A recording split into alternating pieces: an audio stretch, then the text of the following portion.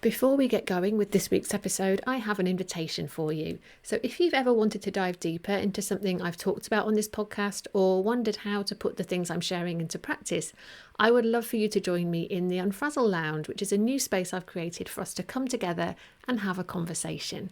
So we're gathering at 4 p.m. UK time on Tuesday the 21st of April, and we'll be talking all about episode 125 of the Unfrazzle podcast, which was called Why the Rhythm Section of Your Business Should Always Come First.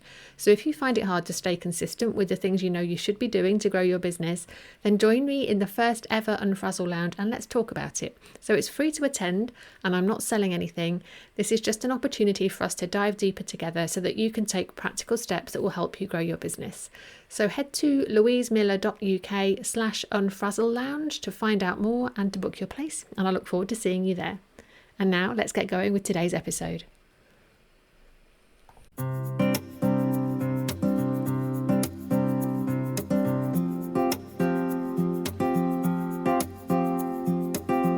Welcome to Unfrazzle, a podcast for solo business owners with a big vision who are ready for a kinder, more sustainable approach to productivity. I'm Louise Miller, and each week I share bite-sized insights to help you step away from the hustle, stop faffing and stay focused so you can make your brilliant ideas happen and make a bigger impact in the world. Before we dive into today's episode, if you enjoy what I'm sharing here on Unfrazzle and you'd like to support the podcast, you can buy me a cuppa by going to buymeacoffee.com/Louise Miller and making a one-off donation. I'll pop a link to that in the show notes. Okay, grab yourself a cuppa and let's get started. I once worked with someone who was very popular and got invited to many things. She would check her diary, and if she was free, she would usually say yes, add that thing to her calendar, and then just get on with her day. But as the thing that she'd said yes to started to get closer, quite often a tiny bit of remorse would start to creep in. She'd start thinking, do I really want to take a day away from my desk to go and do that thing? I'm going to be in the car for hours. Maybe I need to book a hotel if it's a full day thing. I'm going to have to find someone to walk the dog. Not to mention the fact that being away from her desk for a day or two would prevent her from getting on with the other important things that were on her to-do list. And so she'd start to panic and worry about how she would catch up with everything that needed to be done, trying to figure out if she could get ahead by cramming more in before she had to go off and do the things she'd said yes to. Once the thing she'd said yes to was looming, sometimes, not all the time, but sometimes she would realise that she didn't actually want to do it anymore. And then she'd be in the incredibly uncomfortable position of having to go back and say no, which might not be so bad, except for the fact that because she's human and she hates the idea of letting people down, she would procrastinate for ages, tying herself in knots about whether or not to do the thing and putting off saying no for as long as possible. So for that client, saying an instant yes to invitations back in the day got her into all sorts of problems. Saying yes felt like the right thing, or maybe actually it felt like the easiest thing to say in the moment. But what ended up happening was that she was kicking the discomfort down the road for future her to deal with later when she realised that actually she didn't want to do the thing after all. And I do understand how that happens. But interestingly, I kind of can't relate to that personally because I am the exact opposite. So whenever I'm invited to something, my first instinct is to say no. So I'm very aware that my default setting will often revert to lack. So I go straight to I don't have time, I can't afford it, or I don't have the energy. Sometimes it's a combination of all three. And so I often say no. But then I go away and think about it. I stare at my calendar for a while. I do a little bit of research to see exactly what's involved. I think about my capacity, and then slowly I start to realise that actually I should have said yes. So 2 examples spring to mind. So the first is that a friend invited me to the National Coaching Awards a little while ago, and my first thought was I can't possibly do that.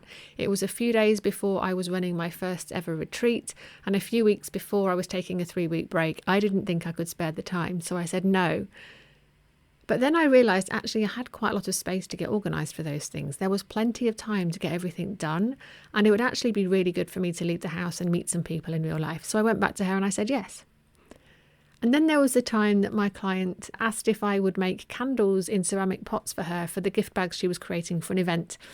And my first instinct was to say no, because I was convinced as a first thought that I wouldn't be able to get them done in time because of that 3-week break getting in the way again.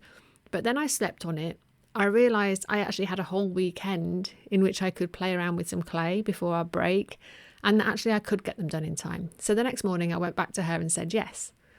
Thankfully, in both of those examples, it was possible for me to go back and say yes. I hadn't missed the boat, so that was good.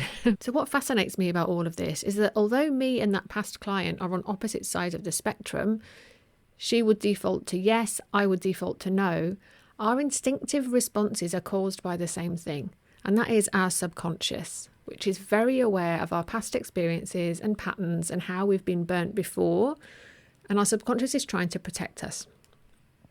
So for me, I don't want to be busy because being busy made me ill back in the day. So I protect my peace and my space really fiercely. So whenever something presents itself that wasn't on the plan, my default is to say no. And my client didn't want to miss out on opportunities. She used to struggle with FOMO and wanted to make sure she was visible so that people wouldn't forget she exists. There was also an underlying sense that she needed to be busy, or that would mean that she's lazy and she wouldn't be able to achieve all that she wanted to achieve. And so her default was to say yes. Her subconscious was kind of connecting the yes with the opportunities that might present themselves if she did, and the lack of those opportunities and the loss of something if she said no. So neither of us is right or wrong. But I do think that we would both benefit from learning to say, let me get back to you, instead of vocalising our first almost unconscious thought. So do you recognise yourself in any of this? Are you more likely to default to saying yes or to saying no? And is that working for you? Would giving yourself a moment to think by saying, let me get back to you, serve you as well? So as always, I hope that this helps, and I look forward to seeing you again soon.